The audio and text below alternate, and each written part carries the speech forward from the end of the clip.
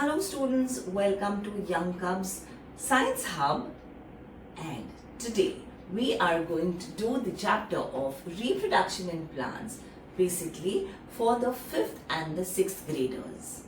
Alright, in the previous lecture we had spoken about the parts of the plant, non-flowering and flowering plants. We discussed the various processes how non-flowering plants reproduce. Now, we also discussed the parts of a flowering plant, okay? And today we are going to talk about the processes of how a flowering plant reproduces, the entire process or the entire journey, right from how the pollen grains from the anther land onto the stigma, and then what happens after that. All right, so let's get started. So children, there are 4 stages how a flowering plant leads to a new baby. Okay, the first one is the pollination needs to take place. Then after pollination, fertilization. After fertilization, we have seed dispersal, and after seed dispersal, you will see the germination. You will see the germination of a seed. Alright, so let's get started with pollination.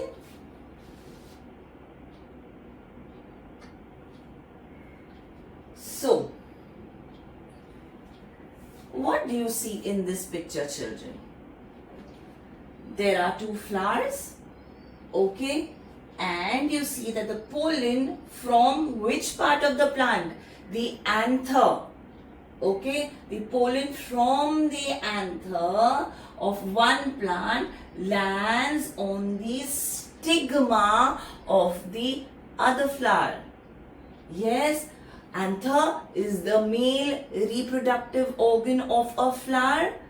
Stigma is the female reproductive part of a plant. Yes, from the male organ, a pollen leaves and comes to the female organ. So, transfer of pollen grains from the anther of a flower to the stigma of another flower, okay, is known as pollination. So let's exactly get our definition. The transfer of pollen grains, the transfer of pollen grain, of the transfer of pollens from the anther to the stigma of a flower is called pollination. Once again, okay, the transfer of pollens from the anther to the stigma. Transfer of pollens from the anther to the stigma of a flower is known as pollination. Transfer of pollens, so pollination. Okay, get that? So, here, how does it get transferred? How does it land on, how does the pollen land on a stigma? So there are various ways how the pollen is carried. Okay, so pollens are very, very light. Okay, so yet they require something called as agents of pollination. They are also known as pollinators or agents of pollination. So,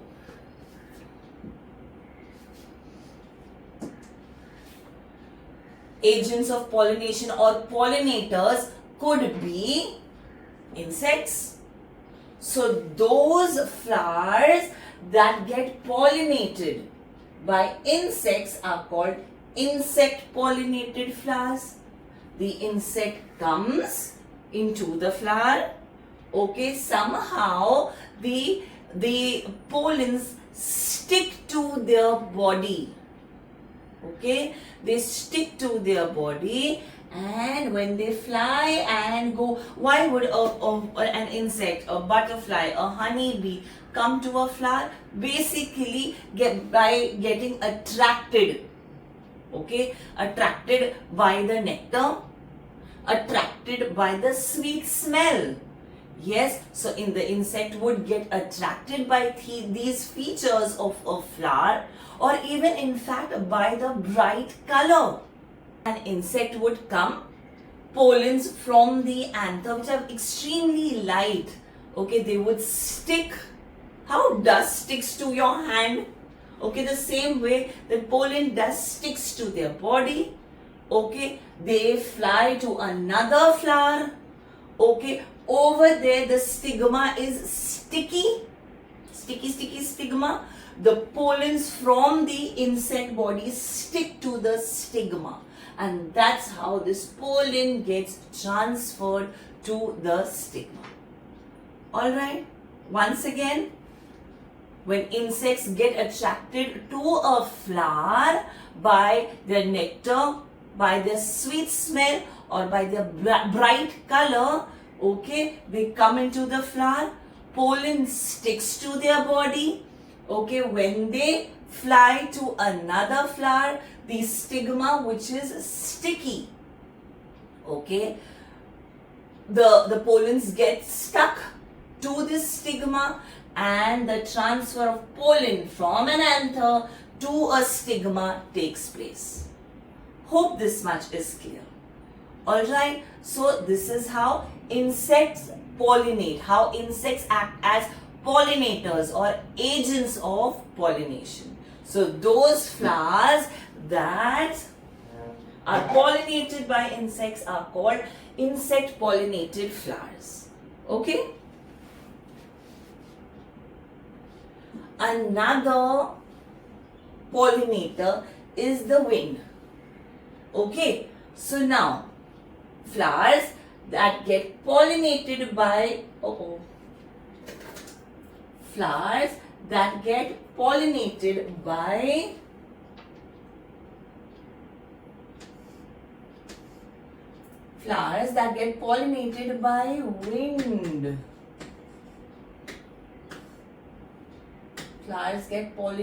by wind. Okay, are called wind pollinated flowers. Yes, children, is that understood? Now, how does this happen? Okay, now these pollens basically are even lighter than the insect pollinated pollens. Okay, the insect pollinated flower, okay, has pollens which is still a little heavy. But the wind pollinated flower, pollens, or rather the flowers having, that get wind pollinated, okay, are even lighter comparatively. So when a gust of wind comes, what happens is the pollen flies away with the wind and lands up on another flower. Okay, so children, apparently you should know this. It's just a question, food for thought.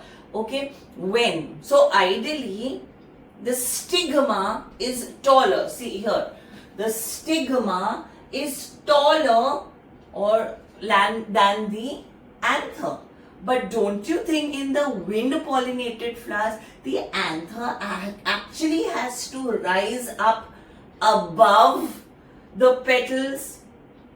Yeah, so they are comparatively taller than insect pollinated flowers. Alright, children, they are lighter, they are taller. Yeah, so differences, basic differences.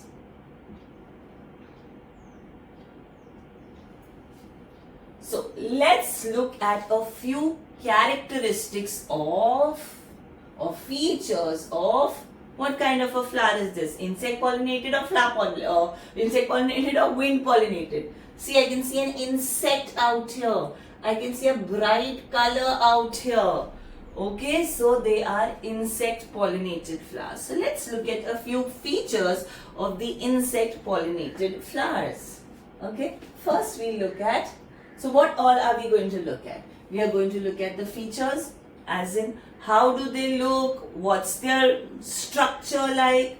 Okay, then we look at their petals, we look at whether they have scent, nectar, number of pollen grains. Okay, what kind of pollens do they have? How is their anther? How is their stigma? Alright, let's take a look. So insect pollinated feature is insect pollinated. These kind of flowers are insect pollinated. Okay, petals are large. They are bright. And yes, to attract insects. So, anything colorful quickly grabs anyone's attention. So, same goes with these insects, with honeybees, with butterflies. Okay, if the flower is large and big, if it is brightly colored, insects quickly get attracted towards it. Okay, they may or may not have scent, but usually the flowers are scented, and usually many a times they also have nectar. Okay, so getting attracted, nectar is the food, or is their food. Okay, they want to come and collect nectar. Yes, so they come into the flower. Okay, number of pollens, moderate amount. Not too many, not too little. Enough so that it can stick to the insect body. Okay. Then it says insect transfer pollen grains efficiently. Okay. There is, we know that it's going to be picked up from there and efficiently being dropped on another stigma. Okay. Pollen grains, they are sticky or spiky. Why spiky? So that they kind of get hold of something in the plant body. See, normally in an insect, okay, their appendages or their legs, yeah, are hairy. So it's easy if they kind of get tangled into the hair of their legs, of their appendages, okay, of their limbs. Okay, so they are sticky or spiky, sticks to insects well. Okay, anther inside the flower, so it's comparatively a little smaller. It's inside the flower, stiff and firmly attached to brush against the insects. Stigma, it's inside the flower, sticky pollen grains stick to it when an insect brushes past it. Okay. Now look at the features of wind pollinated flowers. Okay, what happens? The wind pollinated flowers do not need a very large structure, a very large body. They have to just go away. They don't need to attract anything, right? So they have a small, often dull green or brown color body. No need to attract insects. So they may not be very attractive. Okay. No scent or nectar again, no need to attract insects. Okay, they have large amount of pollen grains. See, when a gust of wind flows, okay, you never know that the direction of the wind will be towards the other flower, or whether all the pollens from this flower with the wind will land on another stigma. They can get scattered anywhere. So to germinate or to have the pollination done efficiently, or at least out of 1,000, 5 at least land on a stigma. Okay, so they need a good population, a good amount of pollens to be produced so that all of them can fly, and at least a few of them, okay, land to a stigma, onto another plant. So they have a large amount of pollens. Most pollen grains are not transferred to another flower. Okay, smooth and light. okay, easily carried by the wind without clumping together. So they are not sticky, they just don't stick together, and they don't form clumps, they scatter. Okay, now outside flower, so everything, the anther is basically, as I told you, anther is taller in wind pollinated flowers. Okay, so so that's why they're outside the flower, loose or long filaments, they're just falling out, okay, to release pollen grains easily. Okay, stigma is also outside the flower, it is a little feathery, okay, to form a network to catch drifting pollen grains. As I told you, God is very kind. He has all his ways. Alright. So these are the features of insect pollinated flowers and wind pollinated.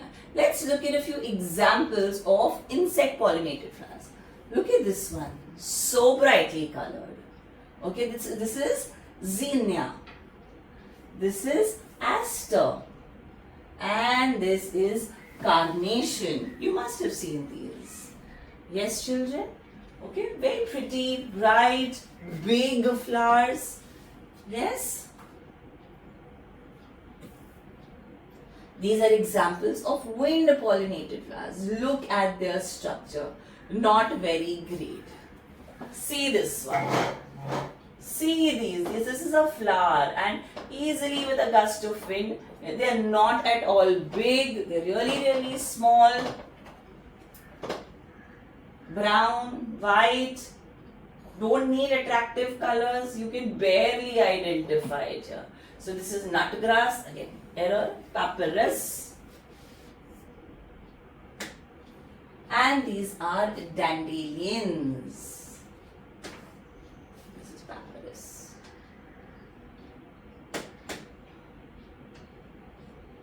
Okay, and dandelions. So, as I told you, when you're studying biology, examples are really important. So, when they ask you for 2 or 3 insect pollinated flowers, you have to know it's carnation, it's aster, it's what is the third one? Zinnia. When it is wind pollinated, give 3 examples of wind pollinated: nutgrass, papyrus, dandelion. Yes, light, not colored. See, in your exam papers, children, what happens is a question like this can come, where there'll be a big flower, okay, and there'll be a small flower comparatively. And there'll be a honeybee or a butterfly, okay, personified, okay, thinking which flower to go to. And they'll ask a question, which flower will the bee choose to fly on? And then you have to tick the flower maybe. Why did it choose this one? Because it is big and it is brightly colored, sweet scented, has nectar. Okay, what will happen to the other flower? How will it reproduce? How will it get pollinated? It will get pollinated by wind. Yeah, or name 2 pollinators for insect pollinated flowers: honeybee and butterfly. Yeah, so these kind of questions will come.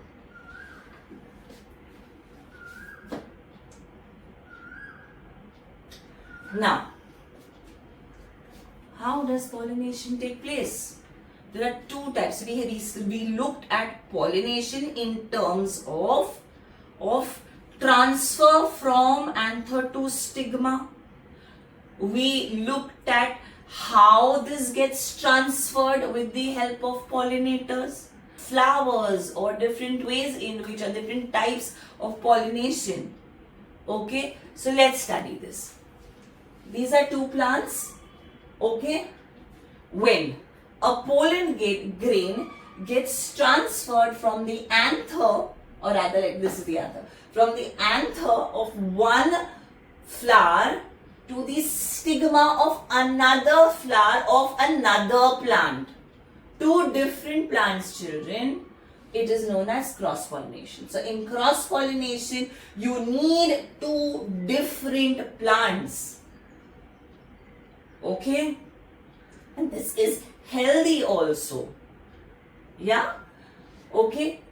Another type of pollination is self-pollination. So, if pollination takes place within the same flower, a flower, if it's a complete flower, it will have an anther also, it will have a stigma as well. So, anther se pollen nikla, सीधा stigma पे चला गया. Even if the flower is closed, somebody just taps on that flower from outside. Okay, the anther easily gets transferred to the stigma in the same flower. That is known as self-pollination. Everything happening within itself. So self-pollination. Okay. There is another type of self-pollination where there is only one plant and the flowers on there are two different flowers on the same plant. So two different flowers, yes, but same plant. So again, everything happening within the same plant, within itself, right? So that is self-pollination. So two different plants, cross-pollination, same plant, same flower. Self-pollination, same plant, two different flowers, self-pollination. Okay, let's look at a quick differentiation between self-pollination and cross-pollination. So, what happens in self-pollination? In self-pollination, you require a single plant. In cross-pollination, you require two different plants, but of the same species. You can't take a rose and a hibiscus. Both plants have to be rose, or both plants have to be hibiscus. Hibiscus is shoe flower. Okay, same species, but two different plants. Okay, it occurs only in bisexual flowers. What do you understand by bisexual? Okay, the word bi means two. Okay, so that flower, ideally, if you want self-pollination to occur, that flower should have both the sexes. Both the sexes means both the male and the female parts in one flower. So bisexual. So the plant needs to be bisexual. Okay, for self-pollination. So what if it's occurring in the same flower? From anther to stigma. So it's in the same flower. So that flower has to have both the parts. So it has to be bisexual. Here, not necessary. Okay, it can be both bisexual or unisexual. Both allowed, quite flexible. Here, transfer few numbers of pollens. ऊपर से नीचे वाले flower में तो गिरना है या अंदर के अंदर ही अंदर तो सब करना है. Probability is high to happen. So ज्यादा पोलन बनाने की जरूरत ही क्या है, right? Okay, here in cross pollination you need larger number of pollens because it has the insects to carry it. कितना तो वो गिराते जाएगा. Yeah, how many will wear hand? However, it's quite efficient, but yet needs a larger number, right? Similarly, in case if it's wind pollinated, it needs even more a larger number. Yeah, so transfers large number of pollens. Then pollinating agent is not necessary. You don't need too much of wind or breeze. You don't need too much of insects coming along. It'll keep falling from the top one to the lower one, from ajubaju. Yeah, so it just gets a little tap. So pollinating agent is Not necessary. Here pollinating agents are required. Yes? Both anther and stigma mature at the same time. Both grow to a certain height. Everything grows to a particular age, and then both, whatever happens together. The maturity happens together so that it is efficient. Pollination is efficient. Okay, here anther and stigma may or may not mature at the same time. Many a times, most of the time, they do not mature at the same time simply because they don't want self-pollination. As I said, cross-pollinated flowers or cross-pollinated plants are healthier and stronger as compared to self-pollinated flowers. Whatever qualities or disqualities are there in self-pollinated flowers, it remains within the flower. Right, but in self-pollinated, a healthy, healthy genes can get transferred to an unhealthy one, and it can flourish. Yes, okay. So and vice versa, so it is healthier.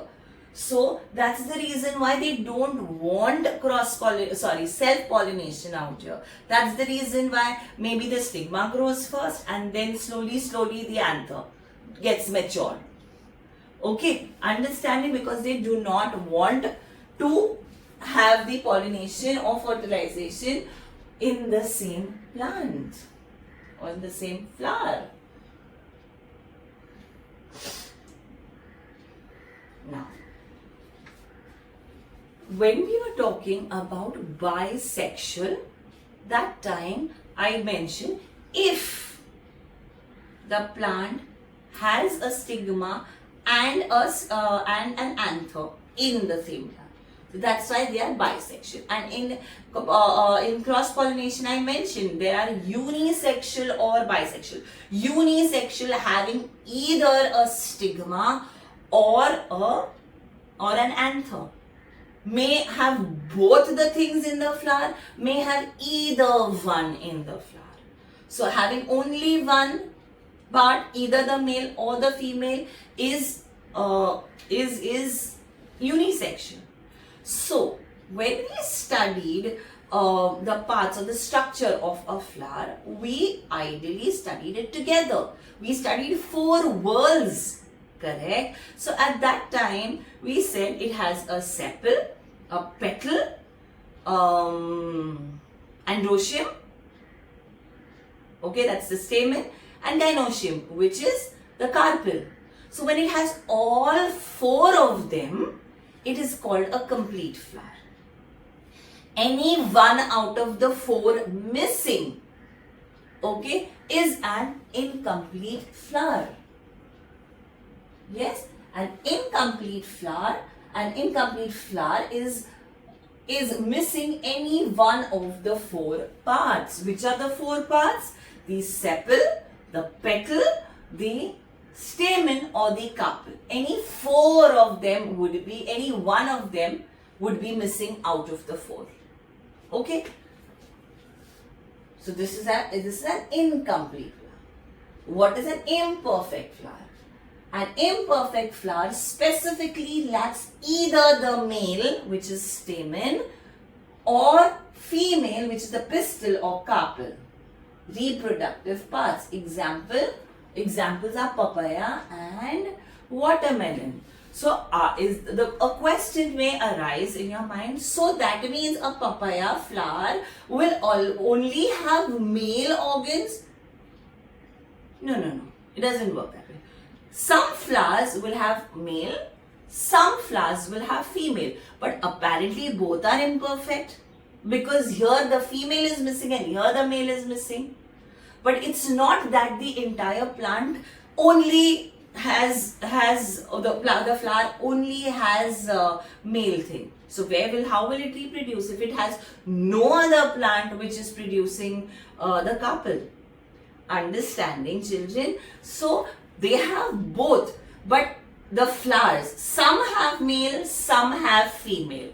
So when a flower okay, misses out on any one of the reproductive organ, either the male or the female, it becomes imperfect and incomplete. Yes, so that's what our next statement is. And imperfect flowers are is incomplete. Okay, because out of the 4, at least 2 में से एक तो नहीं ही है.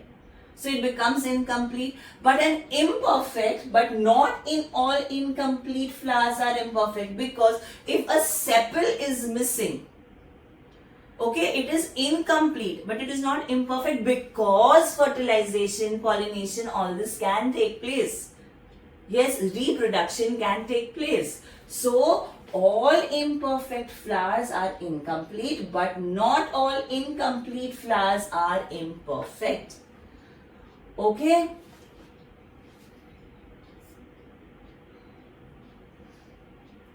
In case you children, you are making notes, you can mention over here.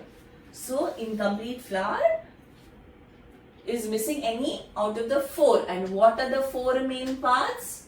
It could be missing out on sepal, or the petal, or the stamen, or the carpel. Any 4 of them. See, sepal and petal have no role after pollination. Right? Pollination yet will take place if the sepal or the petal is not there. Somehow it will still take place. Okay? Pollination will take place. Fertilization will also take place. A new baby will also be born, because the stamen and the carpel, the main reproductive organs, are still present. Yet, since we are missing out on the whorls, one of the whorls or 2 of the whorls of the flower, it will be called as an incomplete flower. But here, reproduction in imperfect flowers, reproduction will not occur by itself. Why would a flower be imperfect? Simply so that no self-pollination takes place. Yes? Understanding, children? Hope this much is clear.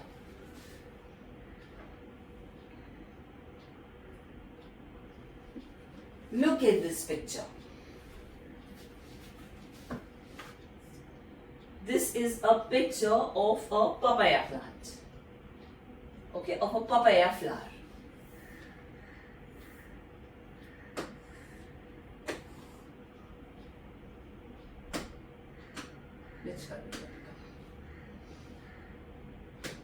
Okay, see this. Okay, and see this structure. It has like round bulb-like things. So these are flowers. These are imperfect and incomplete flowers. However, one of them will be a male flower having only stamen. One will be a female flower only having carpel.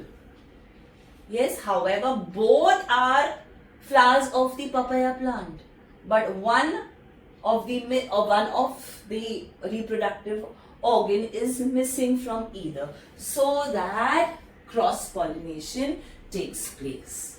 All right.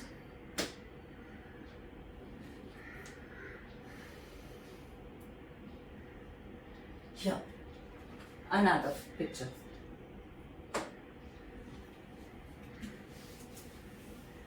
Here.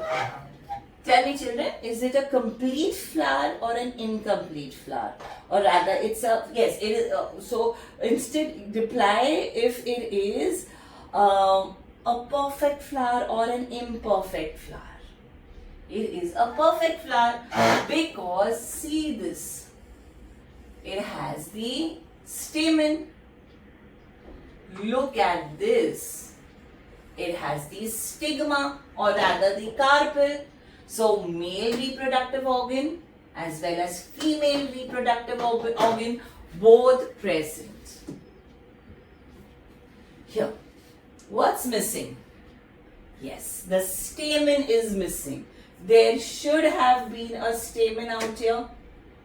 Yes, see, if you see this, that's the ovary. There should have been stamen.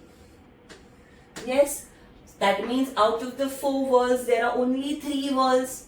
It's an incomplete flower and an imperfect flower because the male organ is missing. Here, look at this.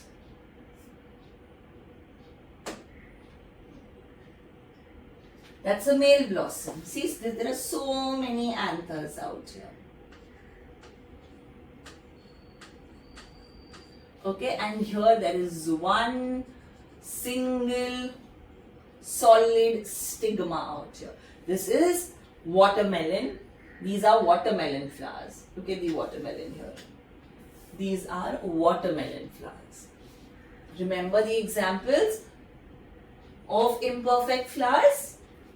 Watermelon and papaya. After fertilization or after pollination, we saw comes fertilization. So first is pollination, second is fertilization, then is seed formation, then is seed dispersal. This once the seed is formed, what will it do? Staying there, it will disperse, and then when it finds right condition, it grows, it germinates. Okay, that's the order. Pollination, fertilization, seed formation, seed dispersal, and then germination. Alright. Now, here. So, this is the petal, this is the stamen, and this is the carpel. What is this small thing on top? That's a pollen grain. What is it, children? It's a pollen grain. So what happens? This pollen grain, pollination has taken place. It has landed on the stigma. Okay. Now, remember in my previous lecture, I told you that there are 3 things that a pollen grain will have. And they are these 2 male cells, and the third thing, okay, which helps to form a pollen tube. So this is on the lowermost part.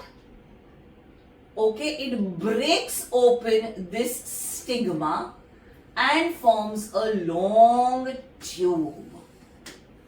Okay, inside the style you will see the pollen tube. Okay, then what happens? This pollen tube, okay, could have gone directly over here, no? No, it doesn't go there directly. It takes a U-turn like this and enters this is what? The ovary. Yes, children, that's the ovary. Enters the ovary. Where it breaks into the ovary, that point where it breaks in to the ovary is called as the micropyle. It is known as the micropyle. What is the micropyle, children? Once again, it is the point where the pollen tube breaks into or rather enters the ovary. This point, okay, is called the micropyle. Alright. What happens then? Let's look at the video. What happens then? See what happens. The pollen tube is formed, enters through the micropyle, and then both the male eggs come into the ovary through the micropyle. Then what happens? One male cell, okay, goes to the, this is a female egg. One goes to the female egg and the other male egg goes in the center. Okay? The one in the center, okay, here, this one, okay, forms something known as the endosperm. What is an endosperm? When this forms into a fruit, when this structure forms into a fruit, obviously there will be seeds inside. Yes, inside the seed, okay, there are no leaves. So how will photosynthesis take place? How will the seed have food? How will it grow? It requires food to grow into a plant, right? Or everything requires energy. Yeah, so then who will provide the food? This endosperm, the second male egg, okay, will form the endosperm. Endosperm is nothing but a food reserve.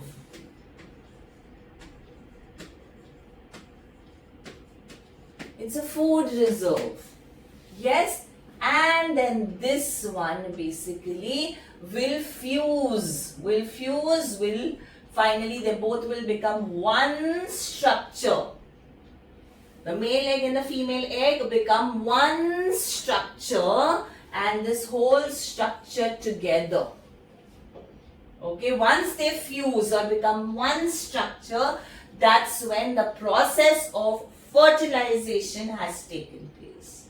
When the male egg fuses with the female egg and becomes one structure, that entire process is called as fertilization, and that structure, the fused structure, is called a zygote.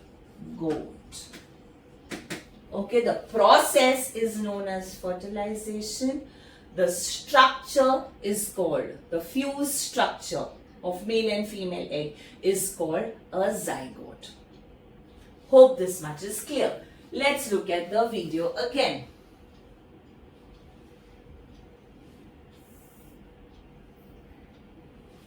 So the pollen tube form, micropyle, both the eggs coming down.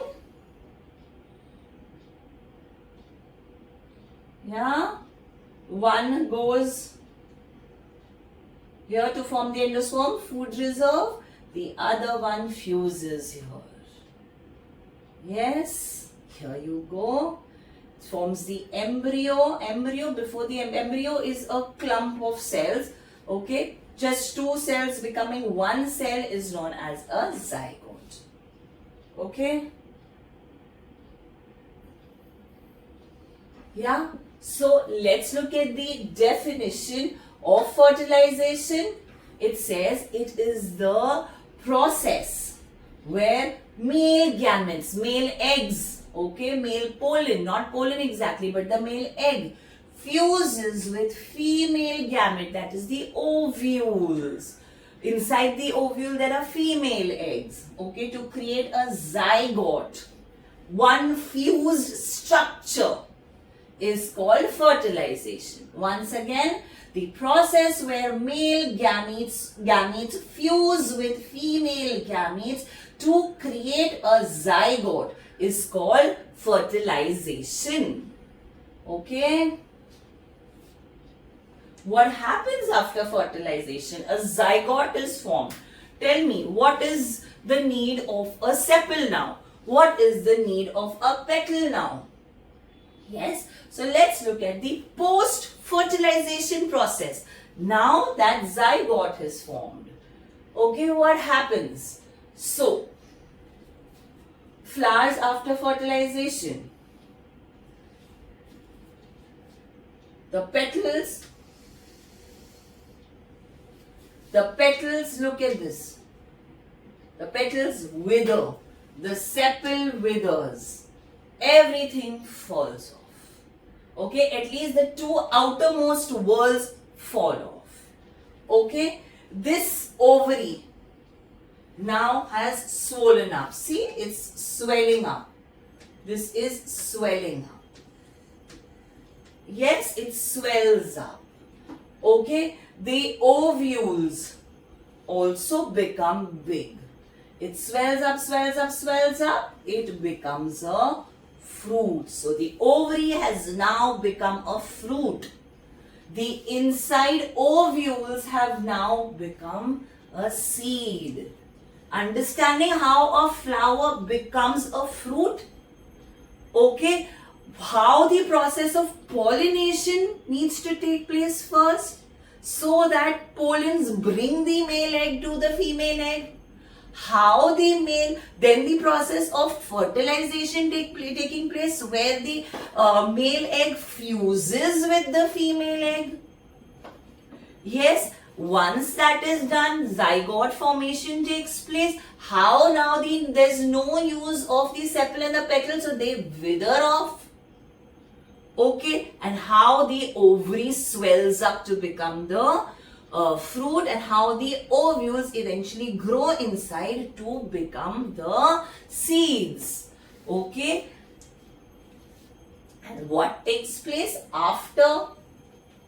What takes place after the post-fertilization process?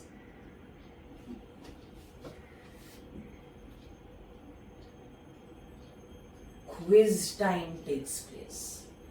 Yes, children, let's answer a few questions.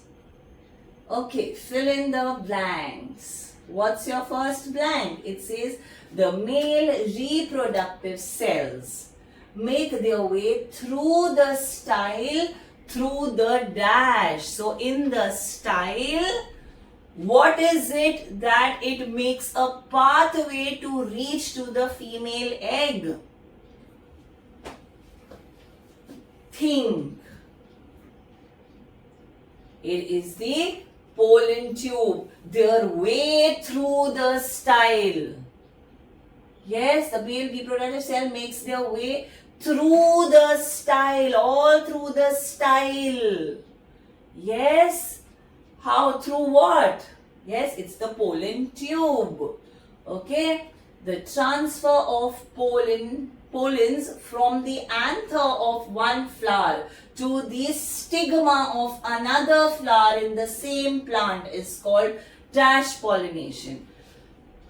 Two things, anther of one flower to stigma of another flower. So two different flowers. Then in the same plant, not two different plants, same plant. So it will be self-pollination. Shall. True or false? The anther of wind-pollinated flowers are longer as compared to that of the insect-pollinated flowers. Think. Wind-pollinated. Wind has to take the pollen grains along with them. So, the stigma and the style have to be outside the flower, outside the petals. Yes, outside the sepal. So they are command, but there is no such need in insect pollinated flowers, because the insect come inside the flower to suck nectar. So all they need to do is they need to be firm and rigid.